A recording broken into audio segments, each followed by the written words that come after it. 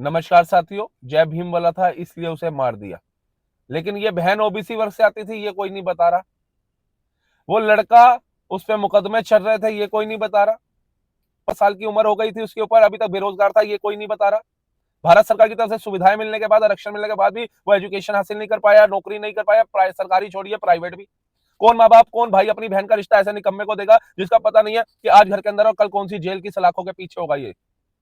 जय भीम बोला था इसलिए मार दिया। भैया आज के टाइम में बड़ा आसान है, बाबा साहब भीमराव अम्बेडकर का नाम लेकर के सनातन का विरोध कर दो, धर्म का विरोध कर दो, या भैया भीम बोला था तो इसलिए मार दिया, एक ह्यूमर फैला दो, एक नफरत फैला दो। जहां साधु संत से लेकर के बड़े बड़े नेता तक कह रहे हैं एक रहोगे सेफ रहोगे, वहीं कुछ लोग आज करके नफरती कीड़े बने हुए हैं, क्योंकि कच्चा बादाम पक्का बादाम पे नाच करके इनको व्यूज नहीं मिल रहे, फॉलोवर नहीं मिल रहे।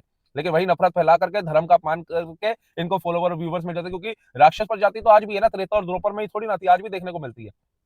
तो उस बाप की क्या मजबूरी रही होगी। कहते हैं प्यार अंधा होता है और शादी जो है वो आंखें खोल देती है, और उनके पिता का शायद तजुर्बा था कि जब तक शादी इसकी आंखें खोलेगी तब तक सब कुछ तबाह हो चुका होगा, तब तक इज्जत की, मान की, सम्मान की धज्जियां उड़ चुकी होगी।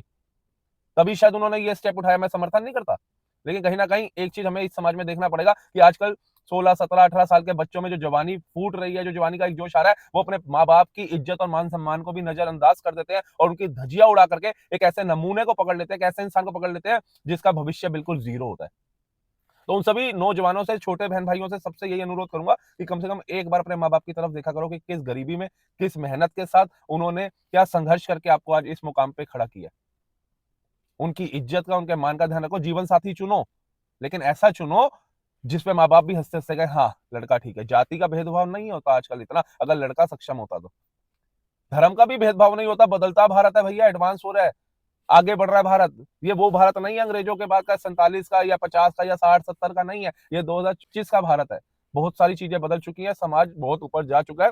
तो कम से कम जीवन साथी ऐसा चुनो कि माँ बाप की इज्जत भी बरकरार रहे, और वो जीवन साथी आपको, कहते हैं ना, जैसे पिता जो होता है ना, वो बेटी को रानी की तरह रखता है ना, लेकिन जो पति है वो रानी बना करके रखे, ऐसा ढूंढो।